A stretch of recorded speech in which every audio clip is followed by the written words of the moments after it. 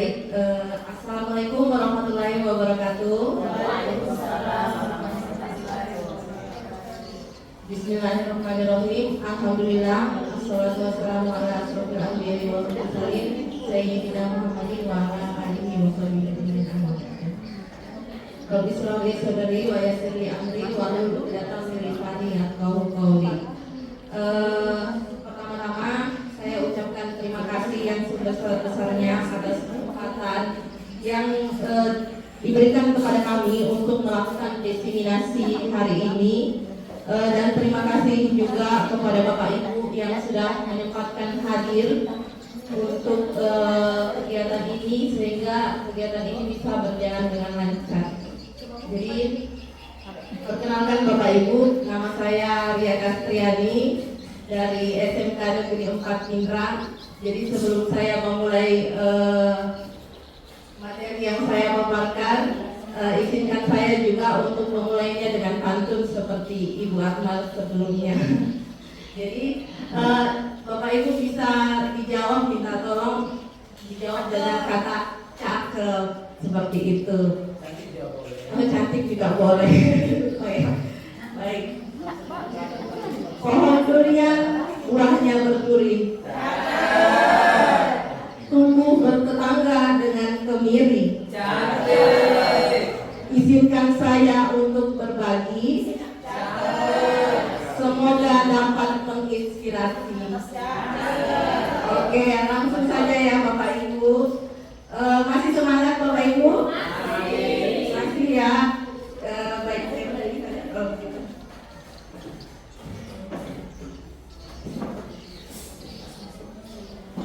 ya, saya lanjutkan materi yang mau kita bawakan hari ini. Selanjutnya itu tentang keyakinan kelas.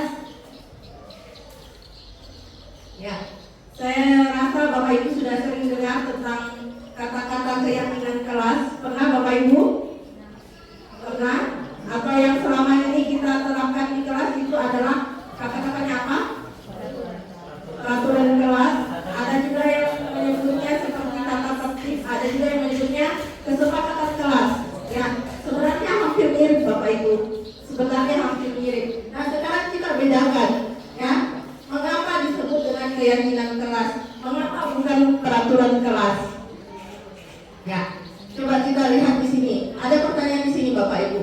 Jadi pertanyaan yang pertama, mengapa kita memiliki peraturan tentang penggunaan helm pada saat mengendarai kendaraan roda 2 atau motor? Supaya apa Bapak Ibu? Supaya aman. Supaya apa lagi? Mematuhi aturan. Yang mematuhi aturan. Supaya selamat juga Bapak Ibu. Ya, supaya selamat. Kemudian yang kedua, mengapa kita memiliki peraturan tentang penggunaan masker pada saat penggunaan masker dan mencuci tangan setiap saat? Gunanya untuk apa? Supaya apa? Supaya menjaga kebersihan, menjaga kesehatan. Jadi seperti itu Bapak Ibu. Jadi tujuan kita membuat keyakinan kelas ini adalah supaya kita bisa meyakinkan seseorang, membuatnya sadar akan aturan yang akan mau kita buat. Jadi kita tidak membuat kalimatnya dalam bentuk kalimat negatif, ya. Jadi kita tidak menyebutnya dilarang ini, dilarang itu, ya. Jadi seseorang itu akan lebih tergerak dan bersemangat untuk menjalankan keyakinannya daripada hanya sekedar mengikuti serangkaian peraturan tertulis tanpa makna. Ini Bapak Ibu. Jadi anak-anak, jadi kalau kita berhadapan dengan murid, jadi diusahakan mungkin kita jangan buat keyakinan kelas seperti dalam bentuk melarang. Jadi kita buatnya seperti dalam bentuk kalimat positif. Ya, saya lanjut saja. Bagaimana? Kemudian pembentukan keyakinan kelas. Jadi keyakinan kelas ini sifatnya lebih abstrak, ya, daripada peraturan. Nanti ada contohnya Bapak Ibu. Kemudian keyakinan kelas itu berupa pernyataan-pernyataan universal.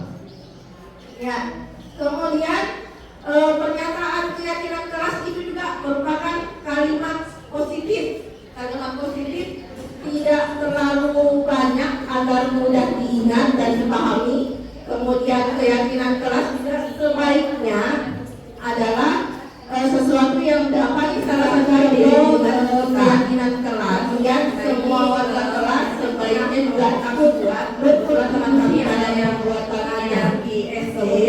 Nah ini salah satu contohnya yang sudah dia buat murid-murid kita. Jadi tentunya meninjau kembali keyakinan kelas dari awalnya kita waktu. Jadi pada saat kita katakan lagi tentang keyakinan kelas kan di mereka tentang peraturan yang mau dibuat. Contoh kita ubah keyakinannya lagi yang ada dibuat oleh. Jadi kita ambil nilai kebajikan apa yang bisa kita catatkan di keyakinan kelas. Nah, di sini ada yang pertama, jaga kebersihan ruang kelas kita. Jadi bahasanya itu seperti mengajak, ya, mengajak lagi sama-sama kita jaga kebersihan kelas kita. Kemudian yang kedua, mari membantu kapanpun kita bisa, ya. Kemudian taruh kembali barang di rak dengan tepat, ya, susunannya. Kemudian mari lakukan yang terbaik. Kemudian bicaralah dengan guru jika kamu memiliki masalah. Jadi dari kalimat-kalimat ini tidak ada yang bahasanya negatif ya Bapak Ibu, tidak ada. Ya, jadi itu salah satu contohnya. Ya, jadi ya kita mengajak dengan lembut seperti itu.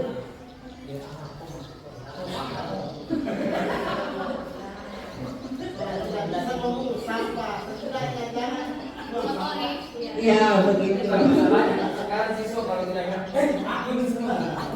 Susah kalau susah.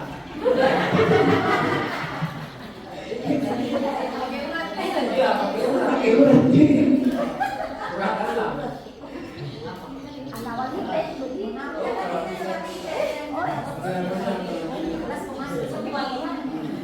Ada wali juga.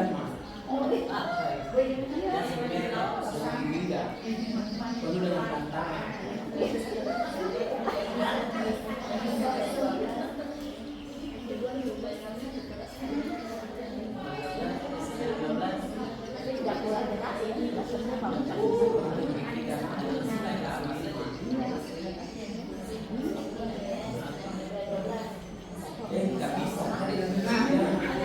Baik Bapak Ibu, nah ini ada contoh yang lain lagi tentang keyakinan kelas. Nah bisa juga dia kalimatnya seperti ini. Jadi simpel saja.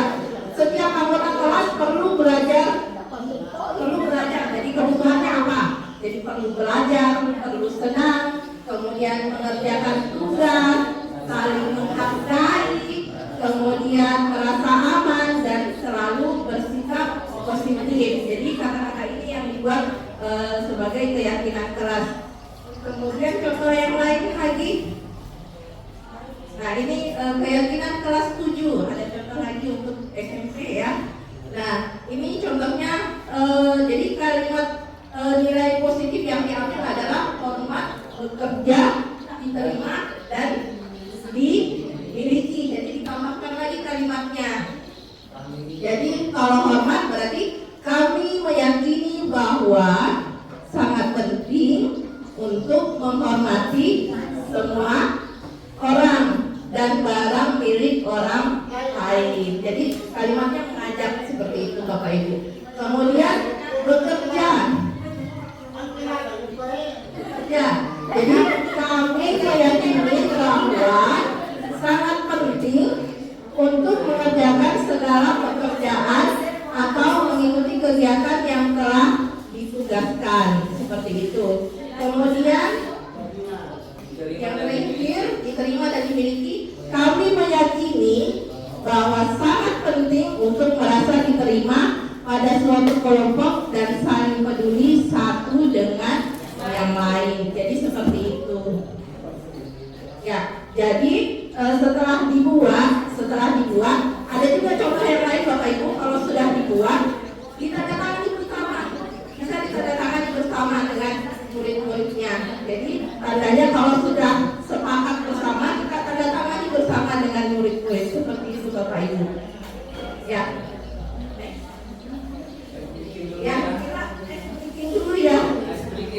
Ini boleh ya, silakan. Jadi sebenarnya bukan icebreaker, kita mengenal diri saja.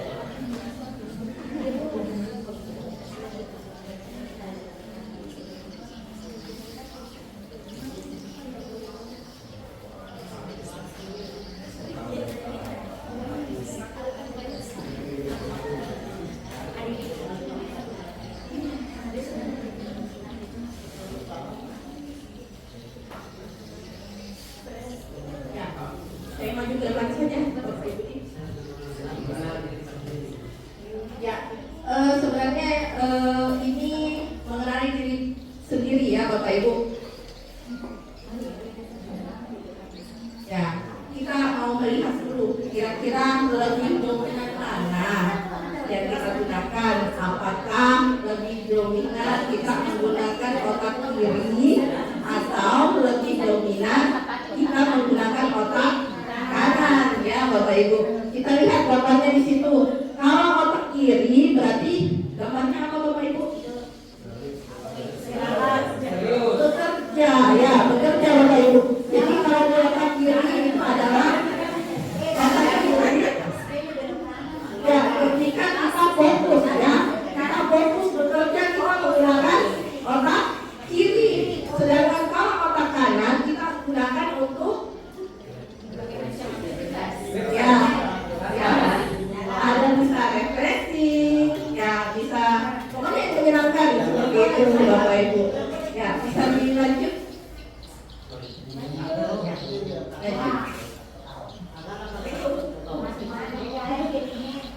Ya, jadi otak kiri, di sini otak kiri yang kita gunakan di sini, ya kita gunakan biasanya untuk berhitung, ya matematika, kemudian bahasa verbal, kita bisa gunakan untuk membaca, menulis, logika. Jadi itu otak kiri yang bekerja, kemudian berusaha sistematis analisis. Kemudian kalau otak kanan berarti kreativitas, konseptual, inovasi, gagasan, analogi, imajinasi, menghayal, warna, Tambah satu.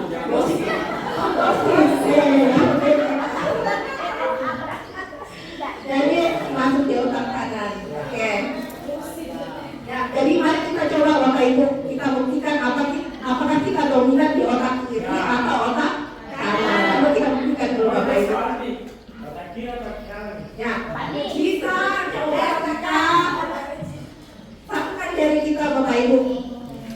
Kira-kira yang di atas itu yang kiri atau yang kanan?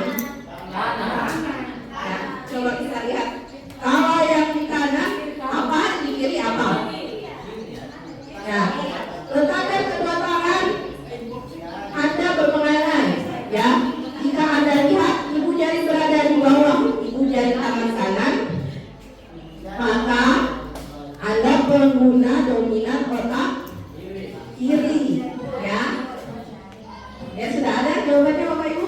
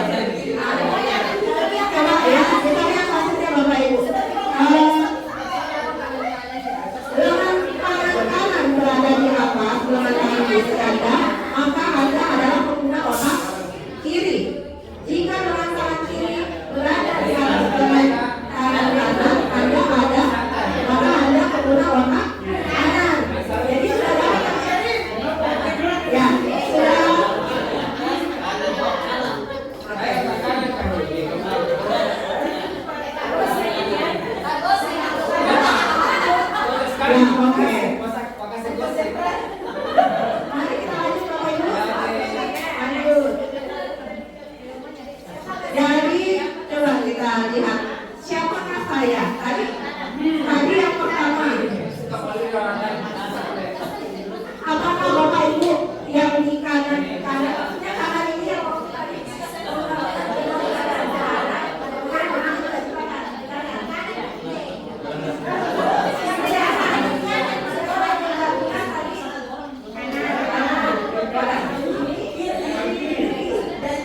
berarti kalau kanan saya berarti suka orangnya suka tantangan, tidak suka basa-basi, cenderung populer, tidak mau mendengar kata-kata orang, dan orang lain. Nah, kalau kiri kemudian kanan berarti orangnya suka peduli pada orang lain dan tipe pemimpin, tidak bisa berimajinasi, tidak bisa berkata tidak. Kemudian kalau kanan berarti orangnya penuh pertimbangan, tradisional, tipe tidak langsung. Ya itu kiri dengan kanan berarti orangnya penuh pertimbangan, jadi dipikir berulang kali kalau mau bertindak. Saya kiri kanan. Jadi kamu peduli pada orang lain. Pemimpin.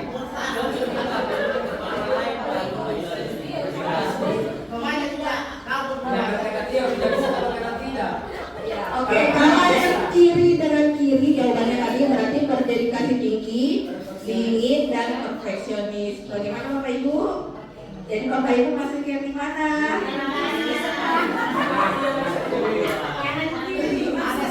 Masuk ke kanan kiri, mungkin ada yang kanan kanan, ada kanan kiri. Oke, saya next saja Bapak Ibu. Ya, sekali lagi untuk memperhatikan warna apa yang kalian paling disuka.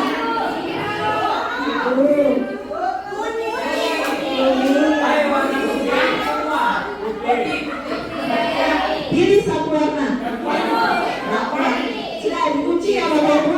Ya, lanjut.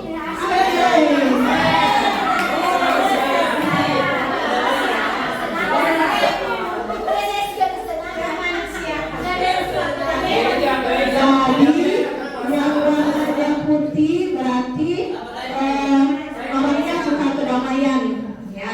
Kalau warna kuning berarti orangnya suka senang-senang. Kemudian kalau merah berarti orangnya kebiasaan, ya. Kemudian yang biru berarti kemanusiaan, ya, solidaritas seperti itu. Oke, saya lanjut lagi. Atau Bapak Ibu mau bercerita tentang hasil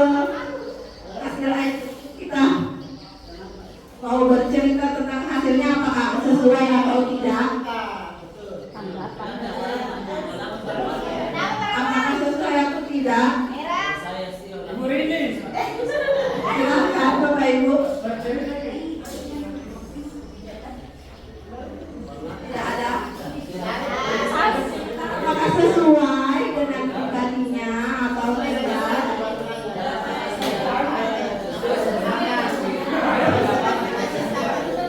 Oke. Ya, masalahnya begini Bu. Kita sudah mau terapkan yang begini di kelas, tapi ada memang kalau kelas itu memang orang di dalamnya ya bisa diatur. Nah, ada juga kelas yang bisa diatur.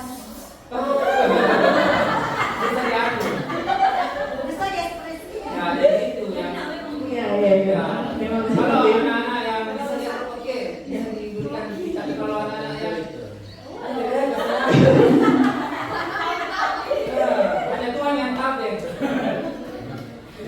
Betul Bapak Ibu, memang itu jadi tantangan buat kita ya, tantangan buat kita. Kita harus bisa menyatu kepada murid-murid kita, entah yang modelnya seperti apa, gayanya seperti apa, kita bagaimana cara kita. Jadi itu tantangan seorang guru, ya, bagaimana kita bisa masuk kepada mereka. Iya betul Pak. Iya. Peralihan tadi, peralihan antara dewasa.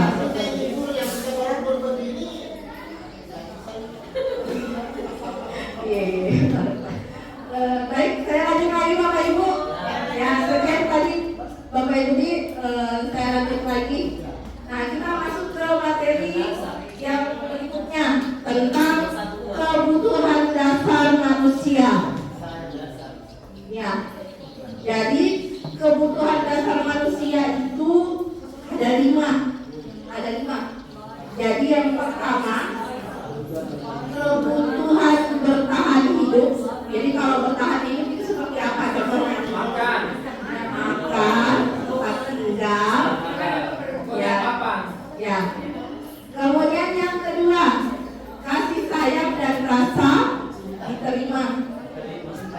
Ya, jadi kebutuhan tentang kasih sayang itu kasih sayang dari sesama kita, ya, dari orang tua kita, dari teman-teman kita seperti itu. Kemudian yang ketiga kebutuhan penguasaan. Nah, maksudnya di sini kebutuhan tentang kemampuan atas pengakuan tentang atas kemampuan kita. Ya, kita juga butuh ke pengakuan dan kebenaran kita seperti itu. Kemudian kebebasan. Kebebasan ini kebutuhan akan pilihan, ya pilihan. Kemudian yang terakhir kesenangan. Jadi kalau kesenangan berarti ini kebutuhan supaya kita merasa senang, ya. Jadi semua orang itu pasti berusaha ya untuk memenuhi kelima-limanya ini, ya, memenuhi lima kebutuhan ini dengan berbagai macam cara, ya.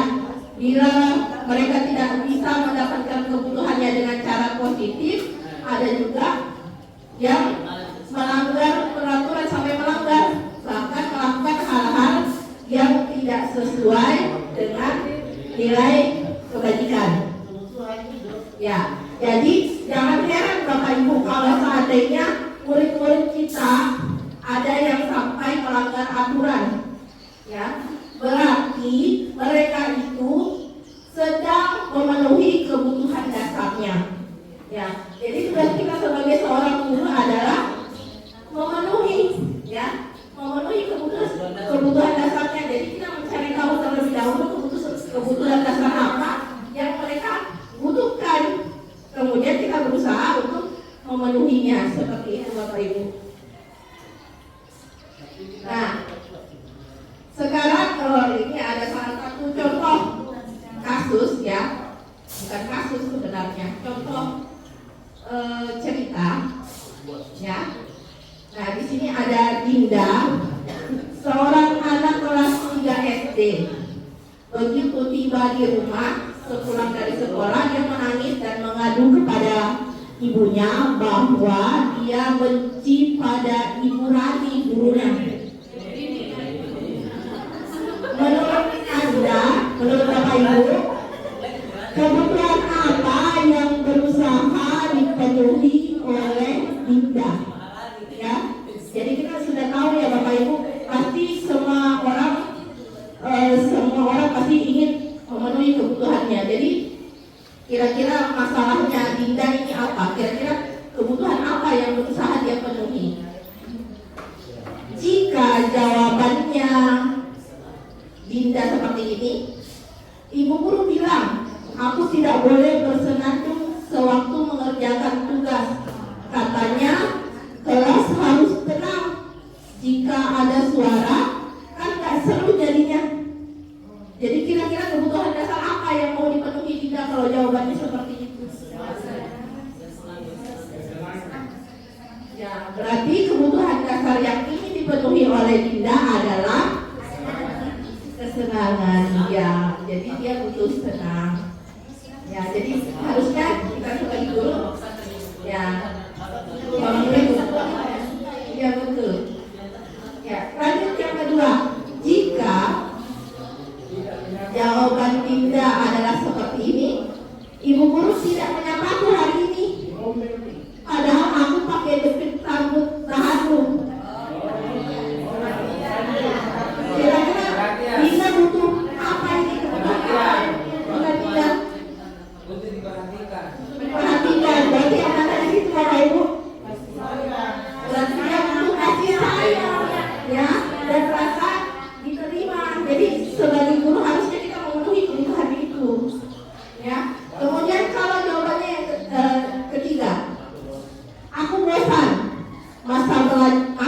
belajarnya cuma gitu-gitu aja, dengerin ibu guru aja. Nah, kira-kira kebutuhan dasar apa yang bisa? Ya, kebebasan Bapak Ibu. Ya, betul, kebebasan. Jadi kita sebaiknya kita harus memenuhi kebutuhan seperti itu. Ya, yang terakhir, kalau seandainya jawabannya tidak, aku sebel, gambarku tidak rapi, malah ibu guru nunjukin ke teman-teman di depan kelasku. Nah, dia jadi malu. Kira-kira bagaimana Bapak Ibu?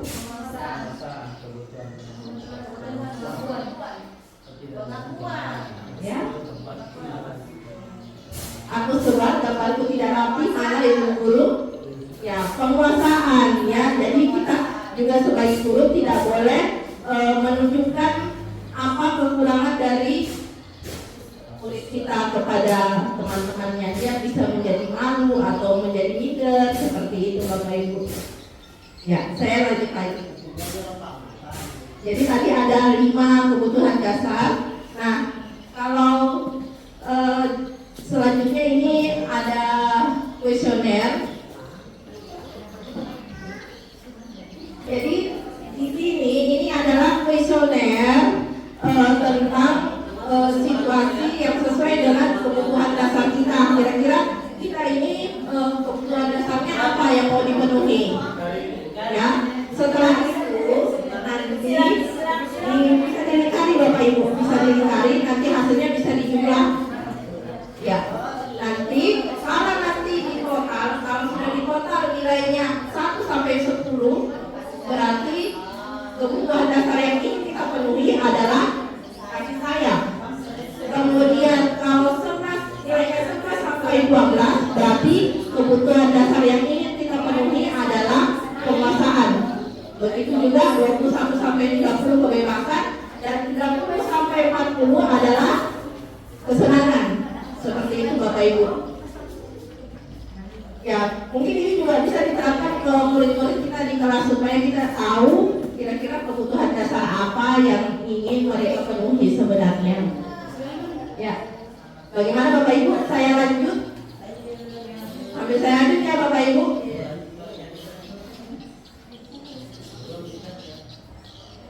Ya, saya lanjut ke dunia berkualitas. Ya, jadi dunia berkualitas adalah suatu tempat khusus dalam pikiran kita yang menyimpan representasi dari semua yang Anda inginkan, berisi orang-orang, hal-hal, dan atau apa saja yang terbaik dalam hidup Anda yang membuat Anda merasa bahagia dan terpenuhi kebutuhan dasar Anda. Ya. Nah, di sini kita bayangkan Bapak Ibu, ada lingkaran di situ. Ya, kita anggap itu lingkaran itu adalah dunia berkualitas kita. Ya. Nah, ini sebenarnya bisa diisi Bapak Ibu. Lingkaran itu bisa kita isi dari beberapa pertanyaan ini. Ya, siapakah orang-orang yang paling penting dalam hidup Anda? Jadi kita ingin di dalam dunia itu ada orang-orang yang penting dalam hidup kita.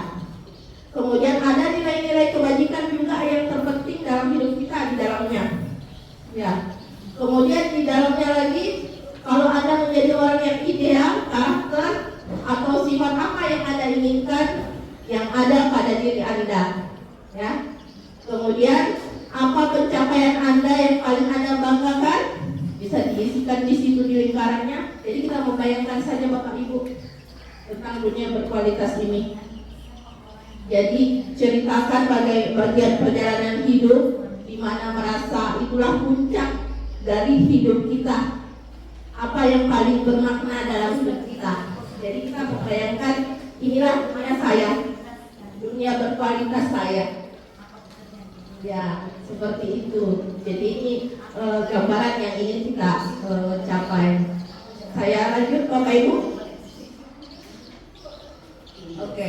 Jadi gambaran dunia berkualitas adalah unik dan spesifik untuk setiap orang. Jika Anda bisa hidup di dunia berkualitas, hidup Anda akan sempurna dan berkualitas. Ya. Tapi sayangnya kita tidak bisa hidup di sana. Ya, semoga bisa tercapai. Nah, begitu juga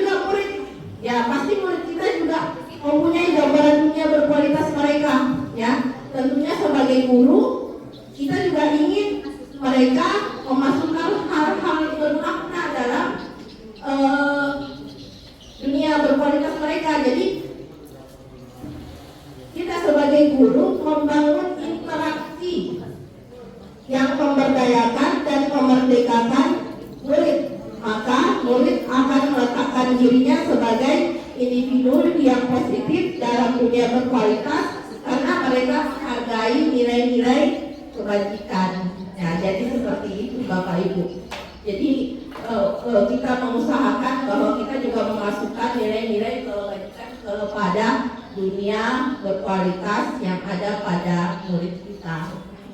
Ya, saya kira sampai di situ pemaparan dari saya Bapak Ibu. Kurang lebihnya mohon maaf kalau ada salah kata. Sebagai penutup Bapak Ibu, saya berikan pantun juga untuk menutup sesi saya.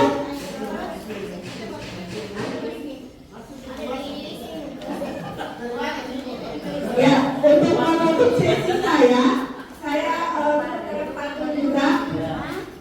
Siang-siang pergi ke Surabaya. Jangan lupa beli alpukat. Demikian presentasi dari saya. Semoga bisa bermanfaat. Ya, sekian Bapak Ibu, terima kasih. Wabillahi taufiq wal hidayah. Wassalamualaikum warahmatullahi wabarakatuh. Wabil Islami dina wabil Muhammadin sallallahu alaihi wasallam nabiyya wa rasulah. Rabbi zahli sadari wa yassirli amri wahlul 'uqdatam min lisani yafqahu qawli. Yang terhormat Bapak Ibu Kepala Sekolah atau yang mewakili, dan yang terhormat Bapak Ibu Guru yang tercinta yang masih sempat melangkahkan kaki dan menyempatkan hadir bersama berbagi praktik bersama kami, serta rekan-rekan saya yang sangat berbahagia. Ya, untuk mengefisienkan waktu, kita mulai saja. Assalamualaikum warahmatullahi wabarakatuh. Ya, jadi sebelum saya memulai Bapak Ibu, saya akan sedikit berpantun. Pantunnya seperti ini ya. Ketika saya sebut silakan bilang cakep ya. Ya, lagu merdu menyentuh kaldu, membuat senang hati pun terhibur. Semangat Bapak Ibu Guru menyatu di hari Rabu, bekerja tenang selalu bersyukur. Ya, baik Bapak Ibu, boleh saya berdiri ya. Saya tidak usah memperkenalkan diri karena saya sudah sangat familiar di mana-mana. Ya, ya.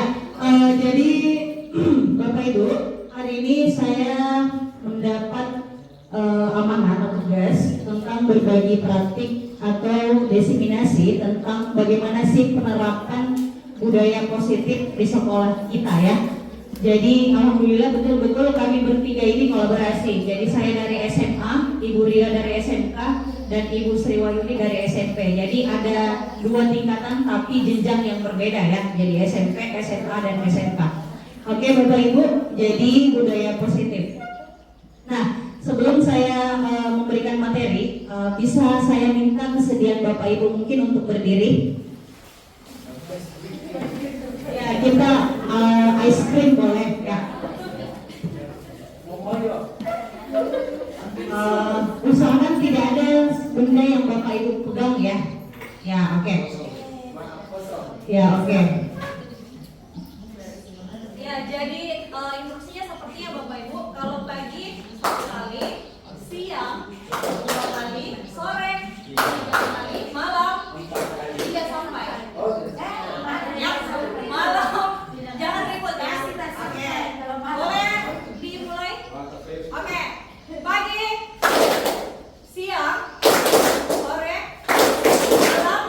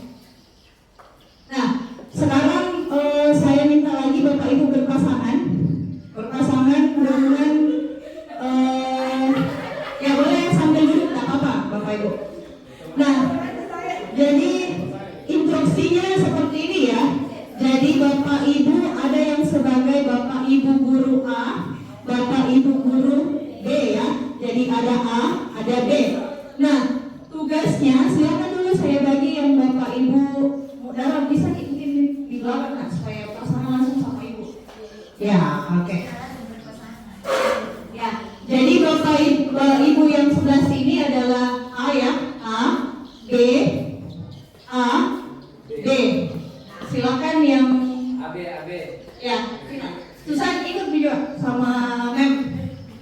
Oke, jadi untuk Bapak Ibu A, silakan buka dan tutup satu kepalan tangan tak. Boleh seperti Ayam melakukan ya, ayam melakukan.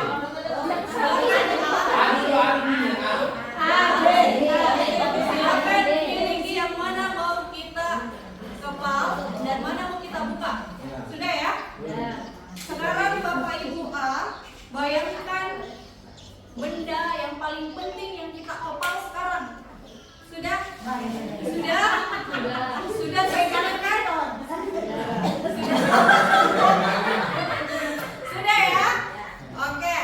Nah, sekarang usahakan Bapak Ibu imajinasikan benda itu susah sekali untuk orang lepas. Sudah? Sudah ya? Sudah ya Bapak Ibu? Sudah.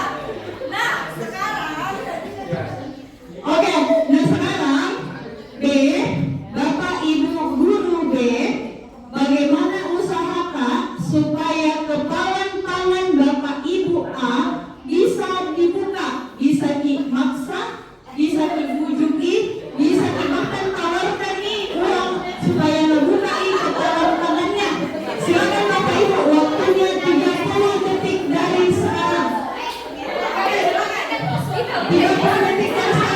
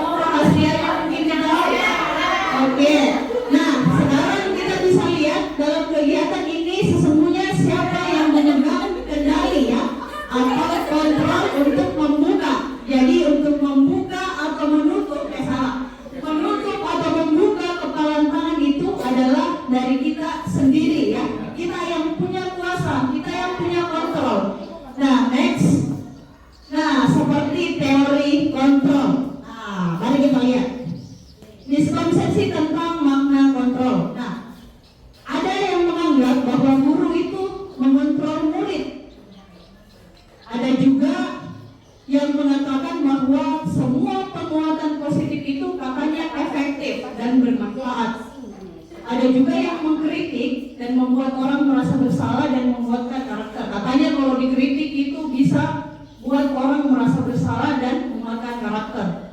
Terus ada ilusi bahwa orang dewasa itu memiliki hak untuk memaksa. Oke, mari kita lihat perubahan paradigmanya ya Bapak Ibu. Jadi perubahan paradigmanya seperti ini. Stimulus responnya, realitasnya itu kebutuhan kita sama. Ternyata pada teori kontrol, kebutuhan kita itu berbeda ya. Terus pada stimulus respon, semua orang melihat hal yang sama. Ternyata pada teori kontrol, kita memiliki gambaran yang berbeda. Terus stimulusnya, kita mencoba mengubah agar orang lain berpandangan sama. Ini yang sering terjadi ya, berpandangan sama dengan kita. Sedangkan pada teori kontrol, kita berusaha memahami pandangan orang lain, jadi saling menghargai ya. Terus perilaku buruk dilihat sebagai suatu kesalahan, sedangkan pada teori kontrol perilaku buruk itu dilihat sebagai tujuan. Nah, stimulusnya orang bisa mengontrol saya, orang tidak bisa mengontrol orang lain. Jadi pemaksaan ada pada saat rujukan, sedangkan pada teori kita berkolaborasi untuk menciptakan pilihan. Modal berpikirnya sama, mau menang atau kalah, atau menang dan kalah. Next, jadi sekarang kita lihat makna disiplin. Kebanyakan orang menghubungkan kata disiplin dengan kata tertib atau peraturan dan hukuman, sehingga kita menghubungkan bahwa disiplin itu merasa tidak nyaman ya. Nah, sekarang nilai-nilai kebajikannya, Bapak Ibu bisa lihat kira-kira dari nilai-nilai kebajikan di atas, apakah sudah Bapak Ibu terapkan di kelas? Sudah ya, hampir semuanya mungkin ya Bapak Ibu sudah terapkan nilai-nilai universal yang saya paparkan di atas. Jadi ada peduli, rajin, semangat, kreatif, dan sebagainya ya. Profil pelajar Pancasila kayaknya Bapak Ibu juga sudah tahu dalam hal ini, jadi saya tidak perlu stay di sini. Nah, sekarang saya lanjut pada teori motivasi, hukuman dan penghargaan dan restitusi. Nah, sekarang teori motivasi menurut Brian Gassen dalam bukunya Restorative School Discipline menyatakan ada 3 katanya ya. Menurutnya Diane Gossen ya, dan Goss. Jadi untuk menghindari ketidaknyamanan atau hukuman itu unsur intrinsik ya dari luar. Untuk mendapatkan imbalan atau penghargaan dari orang lain itu unsur intrinsik. Serta untuk menjadi yang mereka inginkan dan menghargai diri sendiri dengan mereka percayai.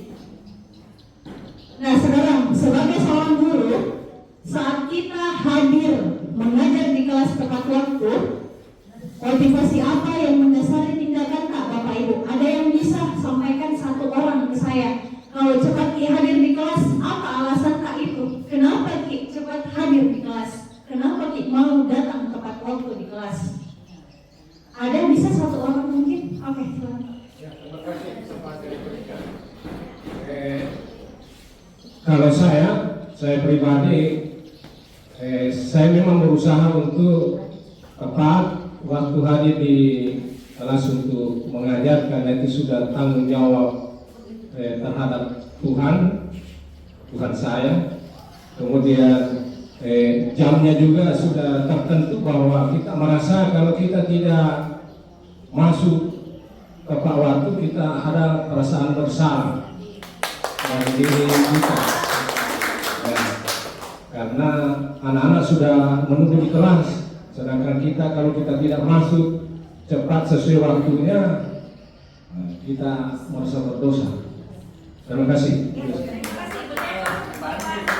Masih ada? Baik, silakan Bapak. Ibu-ibunya nanti ya setelah Bapak. Assalamualaikum warahmatullahi wabarakatuh. Kak Ade, kenapa saya mau cepat sekali masuk di kelas? Karena saya selalu diteriaki anak-anak perlu bersemangat. Itu. Kedua, panitia juga selalu berteriak. Iya, Kak Ade. Terus pernah juga sekali saya terlambat masuk, diganti sama Kepsek. Jadi itu saya selalu cepat datang. Iya, Kak Ade. Iya. Satu orang lagi dari ibunya, ya silakan Ibu.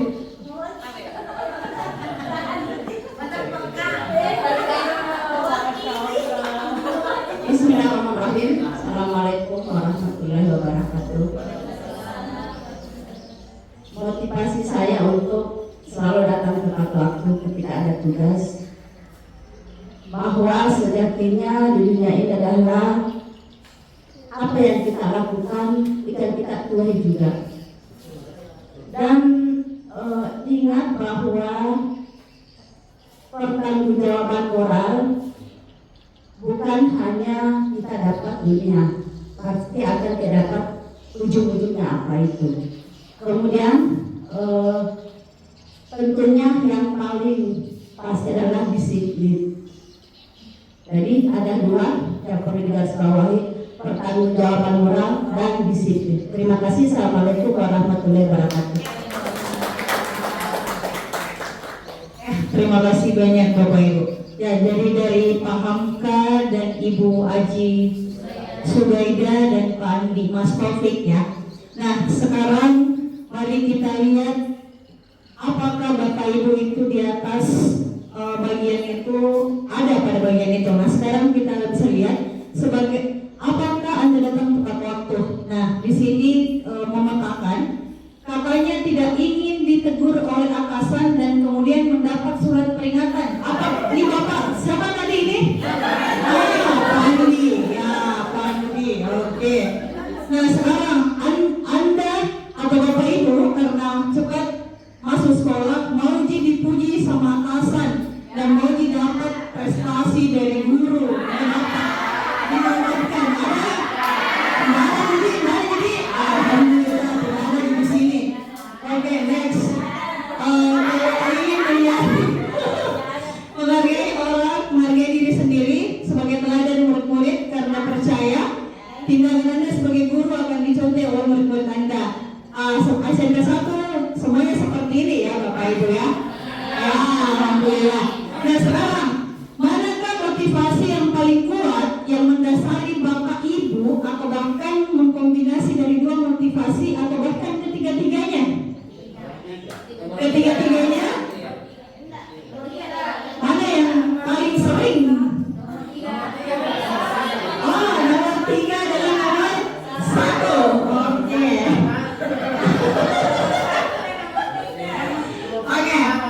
Oke, jadi Bapak Ibu tahu semua ya motivasi apa Bapak Ibu masuk ke kelas ya. Nah, sekarang hukuman, konsekuensi dan restitusi.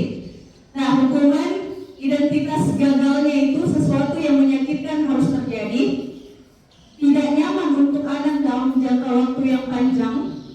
Anak akan belajar menyembunyikan kesalahannya dan guru cenderung menyalahkan atau menyindir. Nah, itu kita berbicara identitas kegagalan hukuman ya.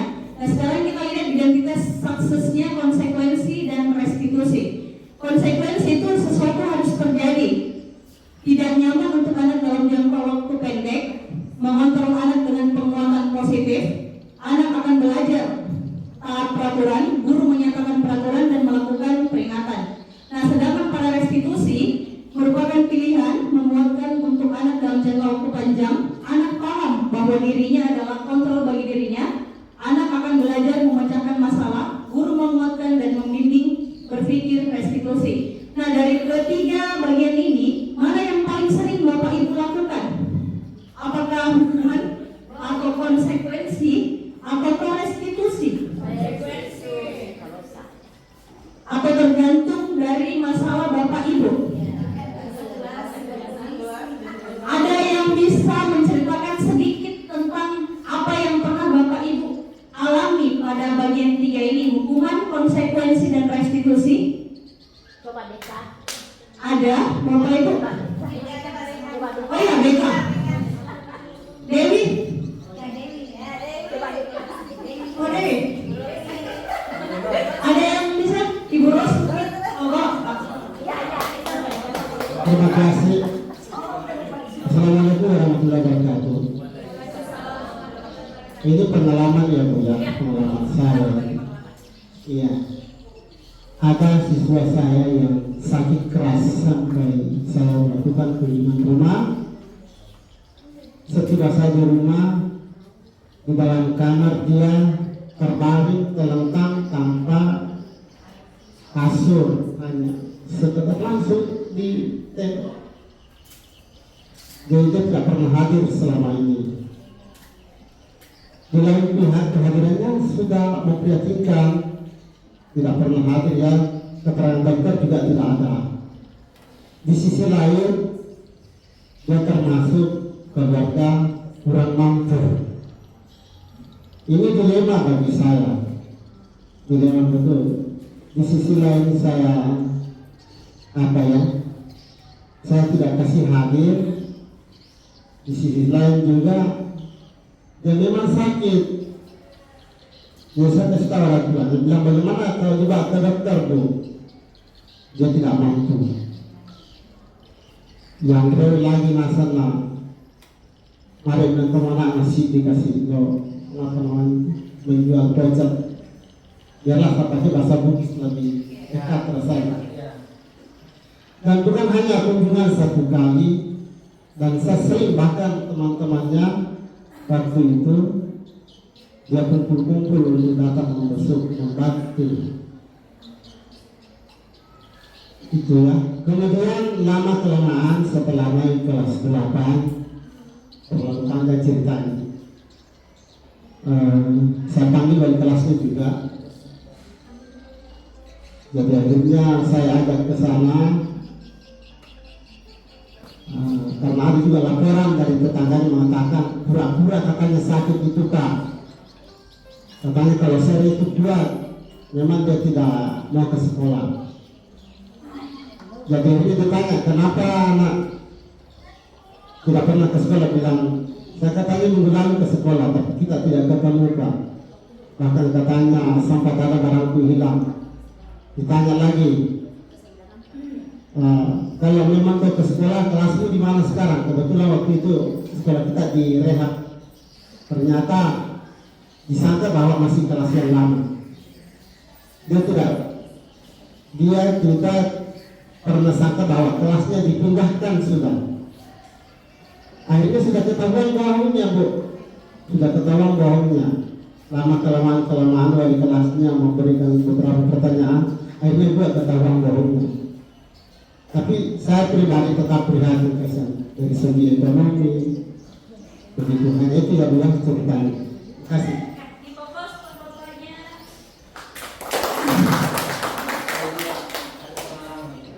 Singkat dan jelas. Assalamualaikum warahmatullahi wabarakatuh. Sebenarnya ini pengalaman yang menyakitkan. Pahit, pokoknya tidak ada misalnya, ya. Yeah. Waktu itu saya mengajar di satu kelas, ya. Hari itu kelasnya memang agak ribut, ya. Saya sudah 2 kali menegur, jangan lakukan itu lagi nak, karena membuat kalian nanti berkelahi, ya. Jadi saya tegur. Nah, sepanjang saya mengajar, tiba-tiba anak itu betul berkelahi sama teman yang dia temani. Saya dengan respon karena mungkin karena terlalu emosi, saya memukul anak itu dan memegang tangannya yang lagi sakit. Saya kan tidak tahu anak itu pernah sakit, pernah patah tangannya. Saya pegang. Setelah itu saya pukul kepala ini berapa kali saya kasih tahu tidak mau dengar. Saya pikir situasi itu sudah selesai, ya, karena maksudnya sudah ternyata dia pergi melapornya ke BK. BK sudah selesaikan, orang tuanya sudah dipanggil. Ternyata masih panjang, tidak berhenti sampai di situ. Justru ini agak aneh. Saya dibawa diminta untuk ke rumahnya untuk meminta maaf kepada orang tuanya, dan situasi itu seperti musrembang, ya. Semua masyarakat di situ datang.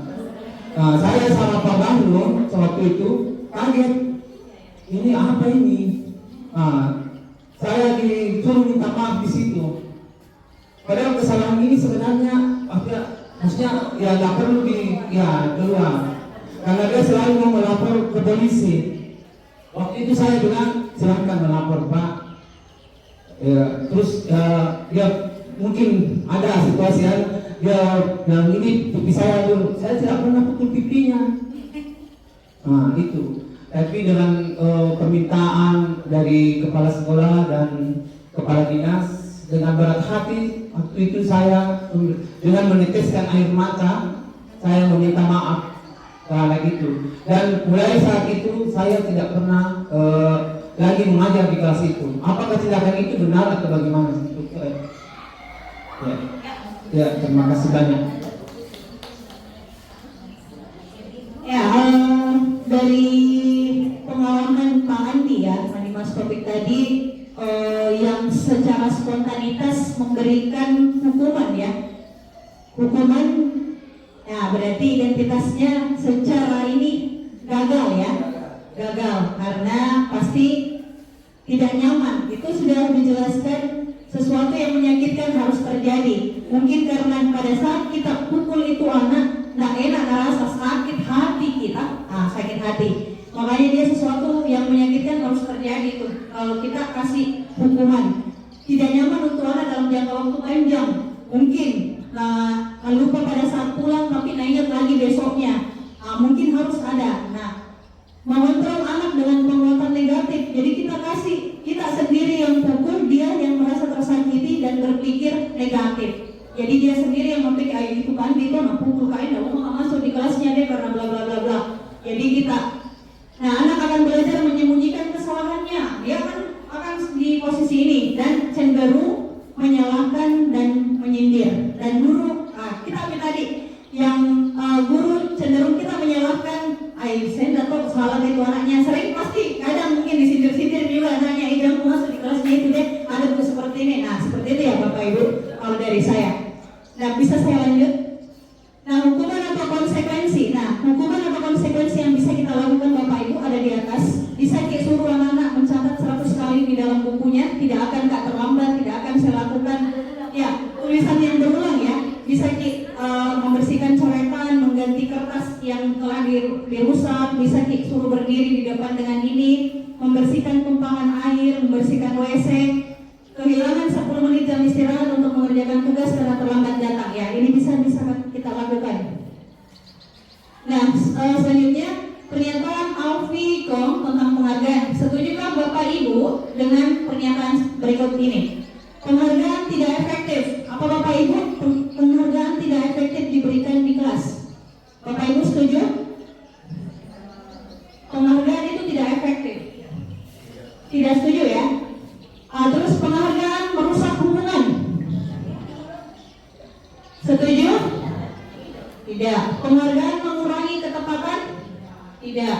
Penghargaan mematikan kreativitas? Tidak. Penghargaan menghukum. Oke. Nah, restitusi sebagai seorang guru, ketika murid melakukan kesalahan, tindakan mana yang kita lakukan? Menunjukkan kesalahannya dan memintanya melihat kesalahannya baik-baik, atau mengatakan kamu seharusnya tahu bagaimana kamu seharusnya bertindak, atau mengingatkan murid akan kesalahan yang sama di waktu sebelumnya dan bertanya kepadanya, kenapa kamu melakukan sesuatu yang seharusnya tidak kamu lakukan, atau mengkritik dan mendiamkannya. Dari kelima poin ini semua Bapak Ibu sudah lakukan ya. Restitusi. Oke, ada restitusi bisa kita lihat. Ciri-ciri restitusi bisa Bapak Ibu lihat di atas, memperbaiki hubungan. Jadi ada tawaran, bukan paksaan, menuntun, tidak melihat ke dalam diri. Ya. Jadi mulai tadi presentasi dari saya tentang budaya positif dan hukuman dan konsekuensi.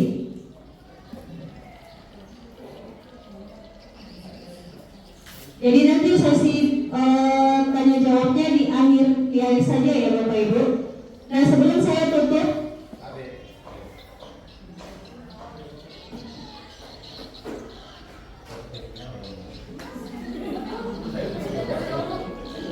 ya sebelum saya tutup, saya punya contoh disiplin positif yang saya terapkan di sekolah Bapak Ibu. Bapak Ibu bisa lihat.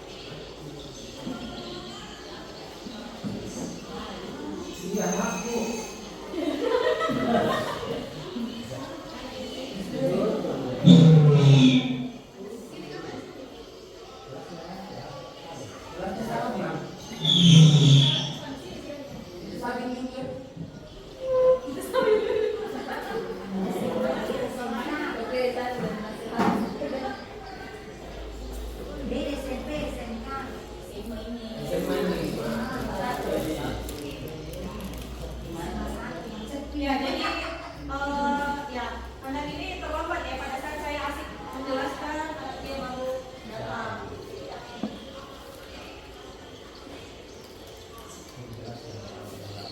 Ya, kenapa sebenarnya kenapa dia terlambat? Datang apa alasannya? Oke, disampaikan saja.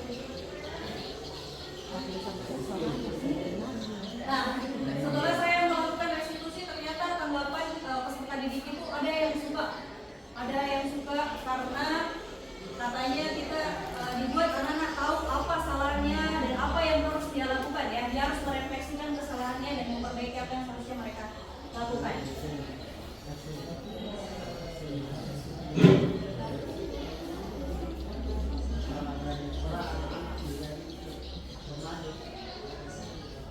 Oke, sudah ya. Nah, sebelum saya mengakhiri, saya kasih ice breaking penutup ya Bapak Ibu.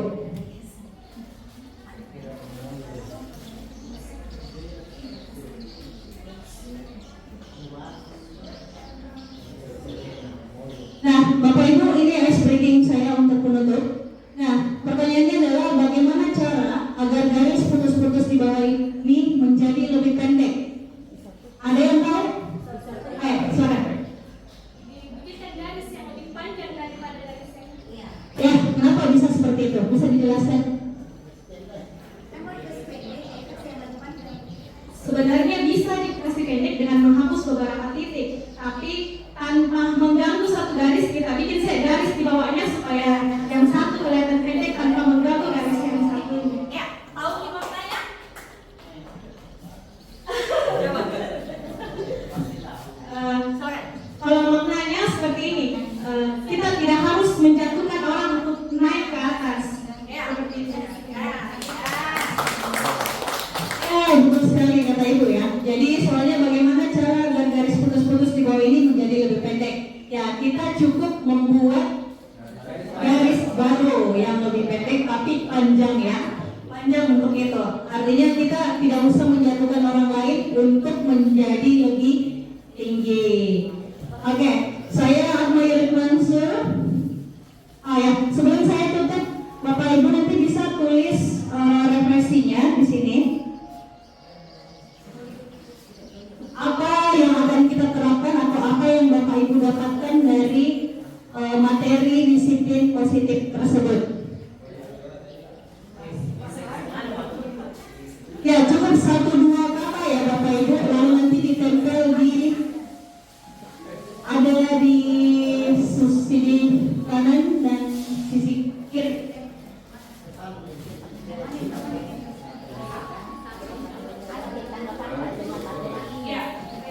Bisa nanti di akhir sesi saja ya Bapak Ibu, cukup tulis nanti di atasnya disiplin positif, terus kita tulis di bawahnya. Nah, tadi saya mulai dengan pantun dan saya akhiri juga dengan pantun ya. Hari ini hari Rabu. Ukir senyum semanis madu. Tanam semangat ingin maju. Semoga hidup sukses selalu. Saya Atmayurid Mansur yang terkasih. Cukup sekian dan terima kasih. Assalamualaikum warahmatullahi wabarakatuh.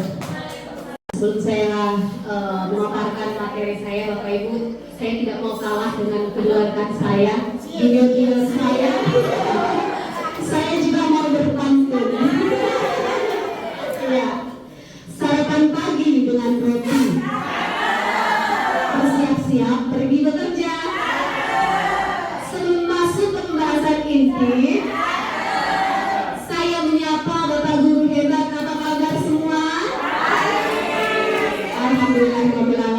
Saya minta tepuk tangannya sekali lagi Bapak Ibu. Ya, saya sebagai tuan rumah mau mengucapkan terima kasih atas kesempatan yang Bapak Ibu berikan kepada kami. Kami berdiri di sini Bapak Ibu bukan orang yang hebat, tapi kami berdiri di sini adalah orang-orang yang masih menimba ilmu. Jadi kami mau berbagi praktik baik apa yang kami temukan selama pelatihan guru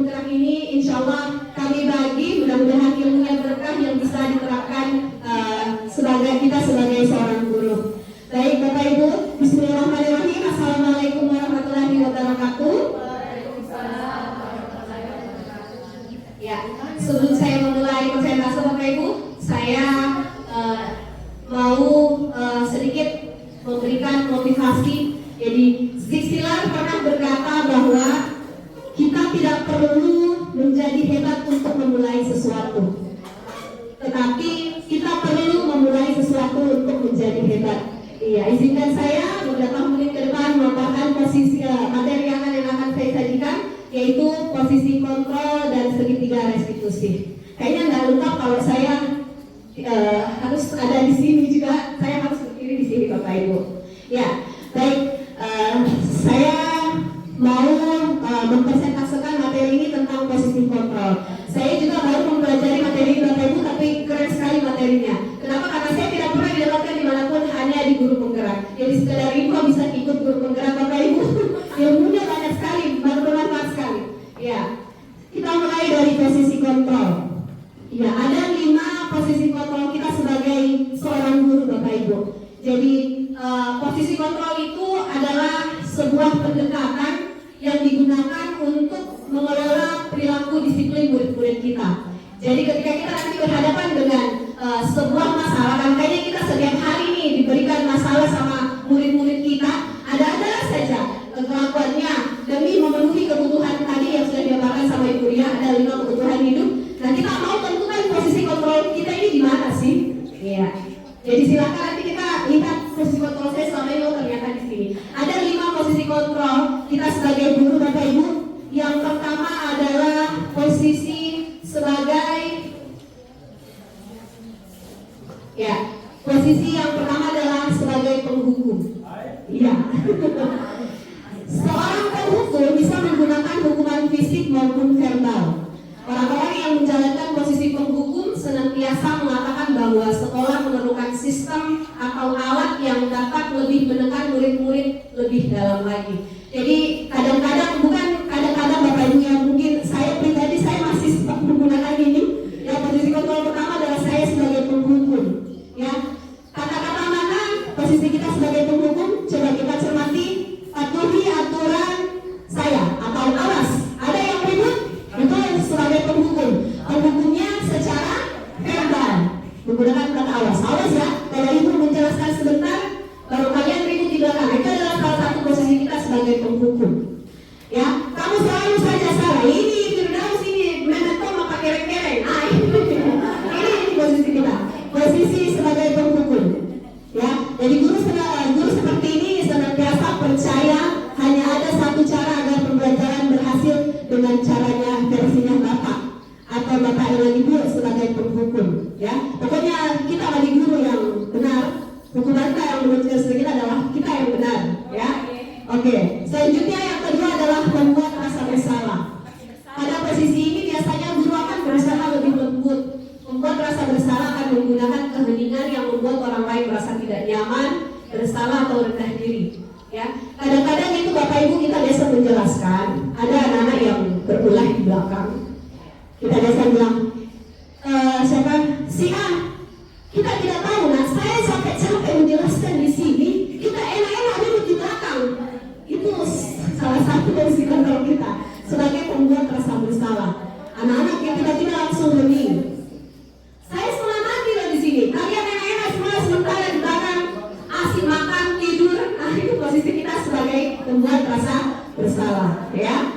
Selanjutnya posisi teman. Nah, posisi teman pada guru bisa negatif ataupun positif ternyata Bapak Ibu. Positif ini berupa hubungan baik yang terjalin antara guru dan murid. Ya. Guru di posisi ini jadi guru di posisi teman menggunakan hubungan baik dan humor untuk mempengaruhi seseorang, ya. Jadi mereka akan berkata seperti ini. Ayo bantulah demi Bapak ya, gitu. Ayo ingat tidak bantuan Bapak selama ini. Ya sudah, kali ini tidak apa-apa, nanti ya, Ibu bantu bereskan. Jadi posisi sebagai teman juga sebenarnya kalau saya sudah terapkan Bapak Ibu ternyata asik sekali.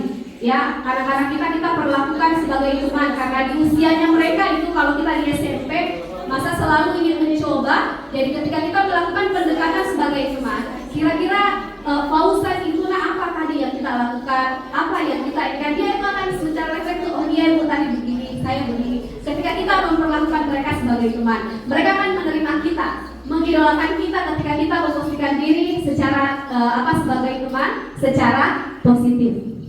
Ya. Kemudian yang keempat sebagai pemantau. Nah, memantau berarti mengawasi.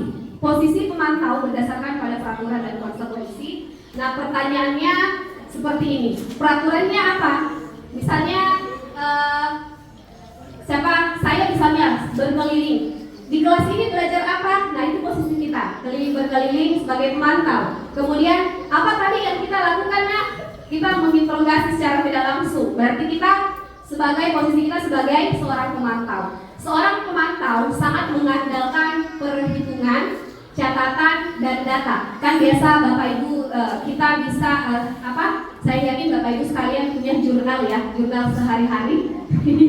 Jurnal sehari-hari. Jadi tadi misalnya si A itu tidak ikut bolos mengikuti pelajaran kita. Berarti kita posisi diri kita itu adalah sebagai pemantau, ya. Kemudian yang kelima sebagai manajer. Nah, ini sebagai manajer. Posisi di mana guru berbuat sesuatu bersama dengan murid, mempersilahkan murid mempertanggungjawabkan perilakunya, mendukung murid agar dapat menemukan solusi atas permasalahannya sendiri. Jadi ini seorang manajer kayak kalau menginterogasi. Ini sudah jam berapa? Belajar apa kita? Kira-kira apa tadi kesalahan yang kita lakukan ketika saya menjelaskan anak saya? Nah, posisi kita seperti itu adalah sebagai seorang manajer. Ya, ini salah satu contoh kalimatnya. Apa yang kita yakini nanti kan pada saat ada kasus kita kembalikan lagi sama keyakinan kelas yang tadi kita buat Bapak Ibu. Misalnya terlambat datang ke sekolah. Dewi ingat tidak keyakinan kelas kita? Ya, Ibu ingat. Nah, berarti posisi kita itu adalah sebagai manajer. Ya, apakah kamu meyakininya? Iya, Ibu. Kira-kira apa itu saya terlambat ke sekolah, Ibu? Kemudian jika kamu meyakini, apa kamu bersedia memperbaikinya? Iya, Ibu. Jadi anak-anak ketika kita memperlakukan posisi diri kita sebagai seorang manajer, dia itu akan secara tidak langsung merasa bahwa ternyata tindakan yang saya lakukan tadi itu salah. Iya. Jadi kita memposisikan diri sebagai manajer. Nah, sekarang kita lihat 5 posisi kontrol restitusi. Ternyata Bapak Ibu, identitas gagal itu adalah ketika kita memposisikan diri kita sebagai penghukum dan sebagai pembuat rasa bersalah. Ya, jadi guru berbuat menghardik secara tidak langsung, ya, menyakiti, menyindir. Ketika kita sebagai penghukum itu ternyata ya identitasnya gagal. Ya, jadi setelah melalui pembelajaran ini Bapak Ibu sudah kita bisa tentukan di mana sih posisi saya selama ini. Apakah sebagai penghukum, sebagai pembuat rasa bersalah, sebagai teman? Nah, kalau kita lihat identitas suksesnya sebagai teman, pemantau dan manajer, ya, perilaku kontrol positif sebagai teman itu kita lebih membuat alasan dan bersikap ramah sebagai seorang guru, ya. Ingat Bapak Ibu, kita menggunakan di sini posisi teman, pemantau dan manajer itu agar anak-anak bisa menyadari posisinya masih ada kesalahan yang mereka perbuat. Ya. Ada mungkin yang bisa merefleksi, ada yang mau berkomentar ternyata selama ini posisi saya sebagai penghukum. Setelah saya mempelajari ini, ya silakan Bapak. Ya, terima kasih. Assalamualaikum warahmatullahi wabarakatuh. Kalau saya Bu, semua kelima-limanya ini saya lakukan tergantung kondisinya. Sudah di baik-baik ini sedang baik-baik, masih dilakukan dia berikan dengan penekanan. Ya, jadi tergantung jika ada memang anak-anak yang kita kenal bahwa ini memerlukan ketegasan. Kita kan tahu kondisinya anak, ini sudah berkali-kali. Jadi tidak mungkin kita setiap hari masuk dia mau habis terus, tidak mungkin. Ya, tidak mungkin. Dan kita tidak mungkin dia selalu marah-marah di kelas, tidak mungkin. Jadi kita harus kombinasikan ini. Kita melihat kondisinya. Mana anak-anak yang perlu di ini. Tidak semua perlakuan itu harus sama ke anak-anak itu. Ya, sementara. Ya, tepuk tangan buat Bapak. Terima kasih banyak Bapak. Ya, katanya disinkonkan Bapak ya dengan kondisi. Oke. Sekarang coba kita tes sejauh manakah kita sudah mengetahui posisi kontrol kita sebagai seorang guru Bapak Ibu. Saya kecewa sekali dengan kamu. Bisa kira-kira posisi kontrol apa ini? Sebagai penghukum ya. Iya, sebagai penghukum. Kamu tidak pernah benar melakukannya. Sebagai pembuat, ya, pembuat rasa bersalah. Oke, ayolah lakukan demi saya ya. Iya, sebagai teman. Apakah kamu mau mendapatkan stiker bintang hari ini?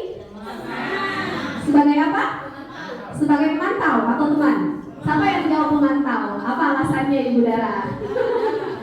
Apa? Ayo, apa alasannya Ibu Dara?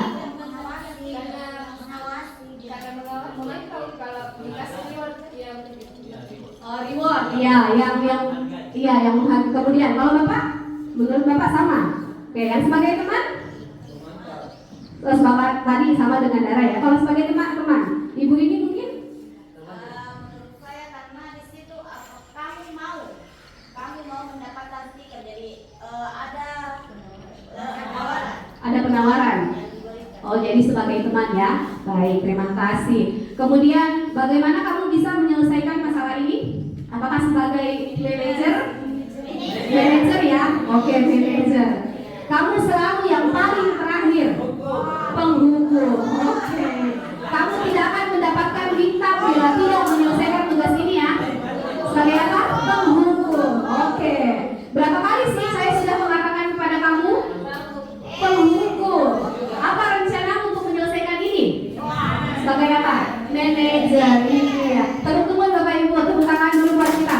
Alhamdulillah kita sudah mengetahui 5 posisi kontrol kita sebagai seorang guru ya. Ya, saya juga baru sadar loh ternyata posisi saya seperti ini. Oke.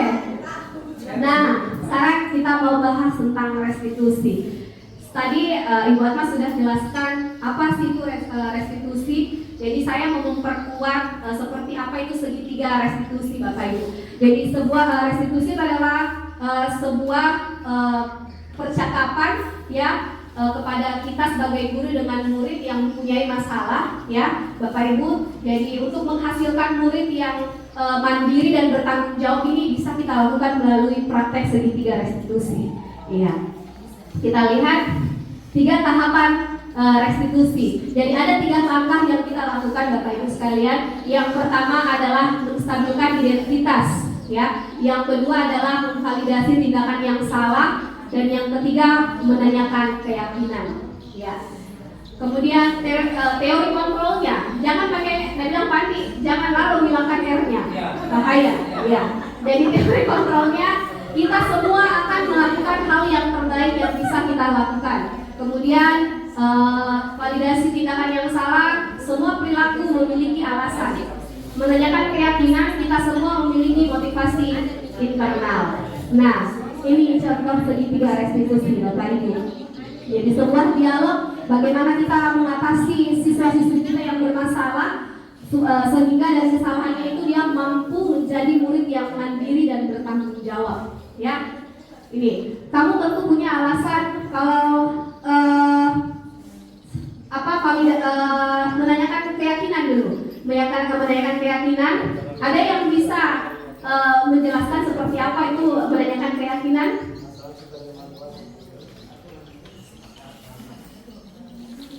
Ada contoh kalimatnya di sini yang seperti apa? Ada yang bisa? Ya, salah satu contoh kalimat menanyakan keyakinan yang pertama adalah setiap orang pasti pernah melakukan kesalahan. Ya, jadi salah satu contoh kalimatnya kalau kita panggil Firdaus misalnya, Firdaus terus karena ada lagi di sini. Ya, Firdaus, coba silahkan duduk nak. Kira-kira kita tahu tidak apa masalah tak sehingga kita dipanggil? Pasti itu anak itu dengan mengerti, iya tahu ibu. Saya tadi bolos. Oke, kira-kira bolos itu kira-kira sebuah hal yang baik atau tidak anak? Pasti dia akan menjawab dengan percakapan seperti itu. Anak-anak akan merasa mandiri dan mempunyai tanggung jawab. Oh, ternyata yang saya lakukan adalah sebuah kesalahan dan saya akan berjanji tidak akan melakukannya.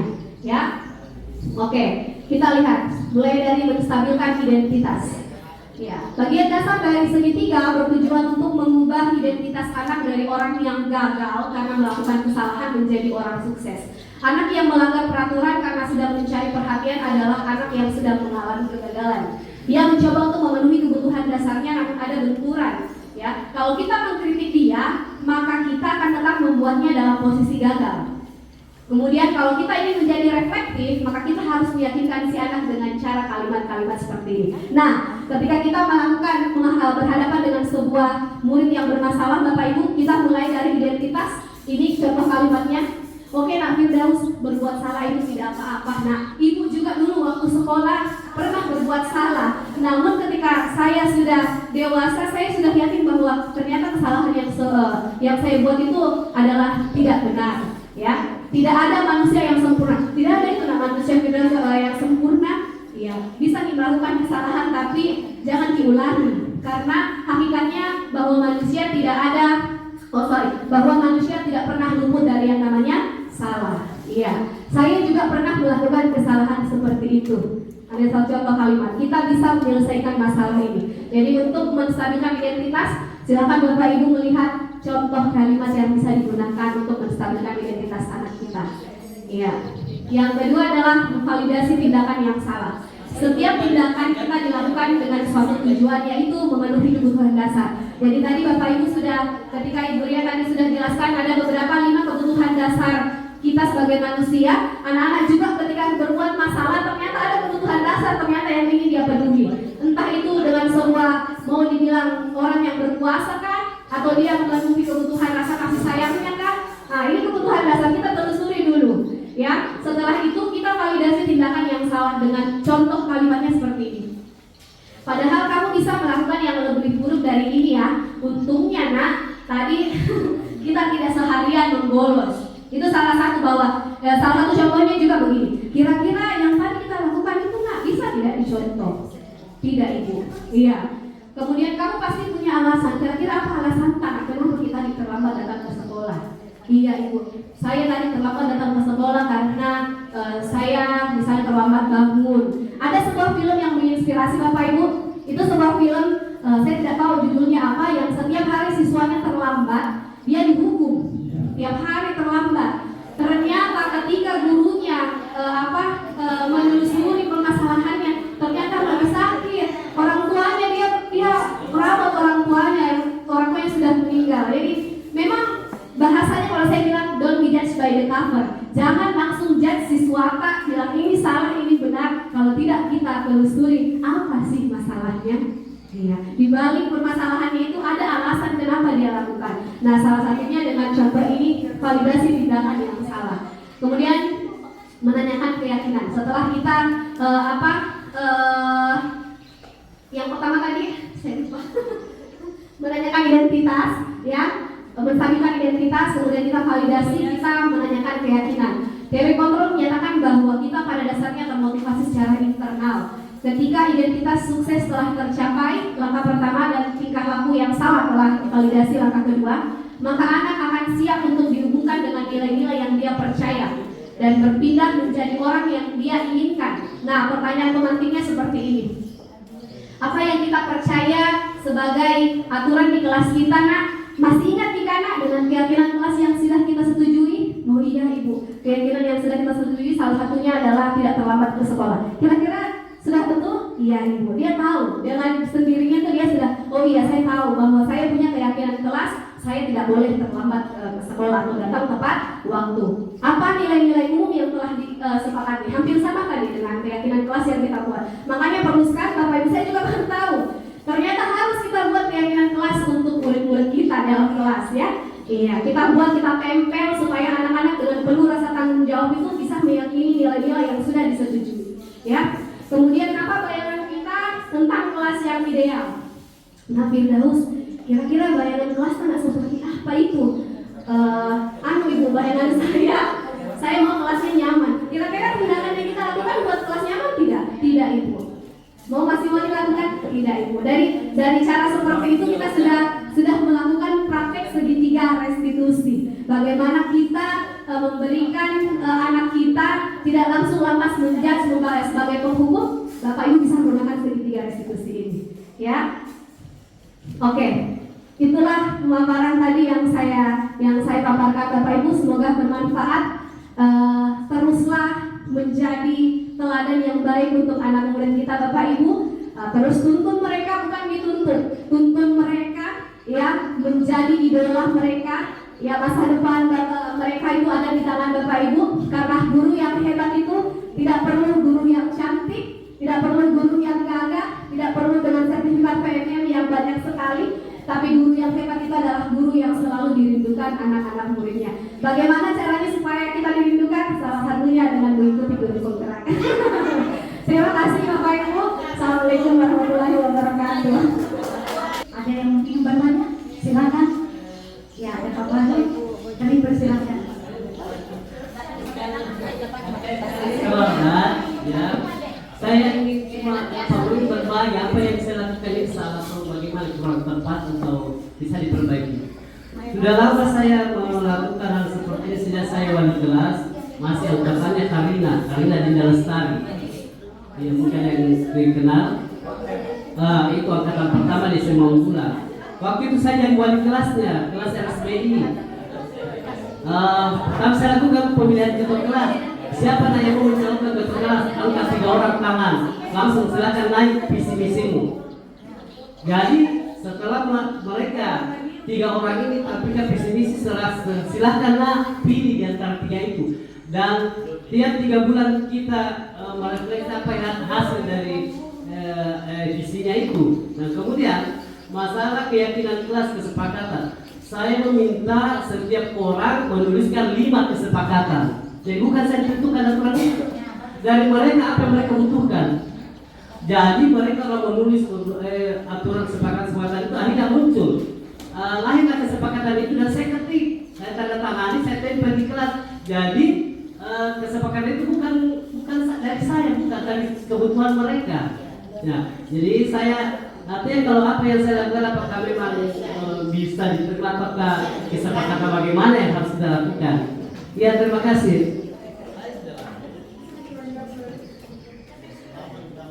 Terima kasih, itu gambaran yang bagus yang disampaikan oleh Pak Bupati. Iya, ada siswa yang membutuhkan, tentu juga dari siswa. Tapi bisa jelasnya dijawab oleh Ibu. Ya, terima kasih Bapak. Memang keyakinan kelas Bapak Ibu tuh disetujui oleh siswa-siswi kita ya Bapak Ibu. Nah, sebelum kita membuat keyakinan kelas tadi sebenarnya ada video tahapan-tahapannya. Jadi secara tidak langsung kita menstimulus anak-anak, memberikan mereka daya nalar seperti apa sih nak kelas impian tak. Nah, dari situ mereka sudah bisa bernalar dan menuliskan, Ibu, kelas saya itu mau bersih, nyaman.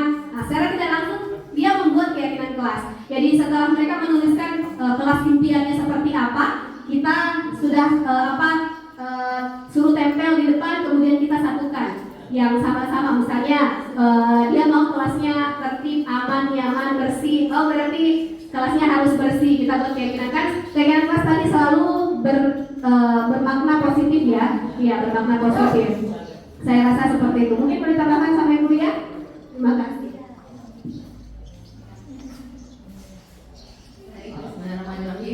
Betul sekali bahwa setiap kita membuat keyakinan kelas, pertama kali itu kita minta pendapat dari murid-murid dulu.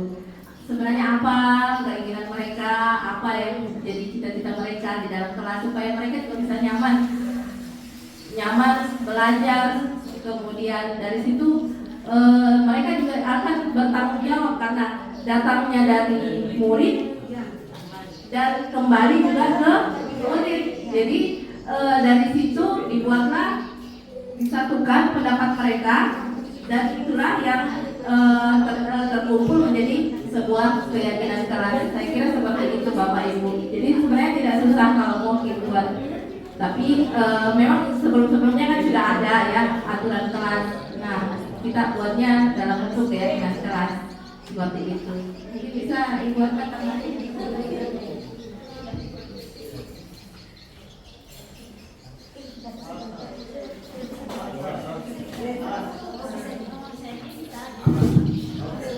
Oke, terima kasih kesempatannya.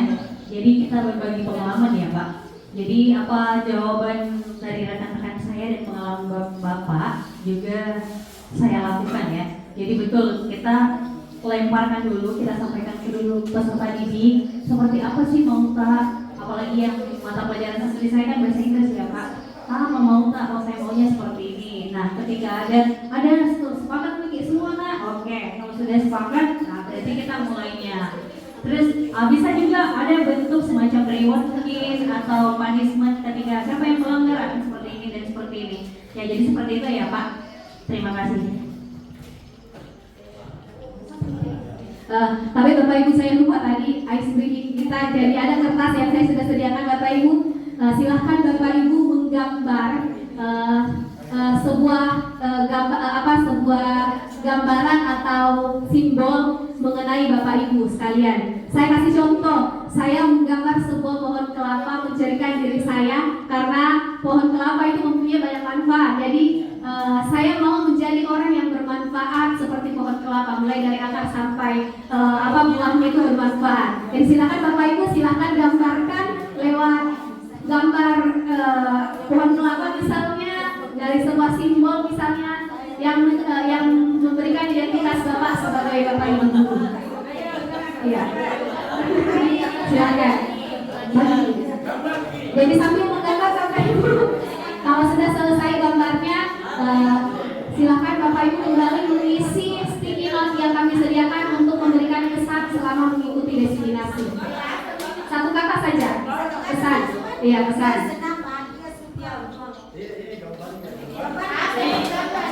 Gambarnya sembara, ada juga gambarnya bisa kalau kenapa gambar bunga matahari.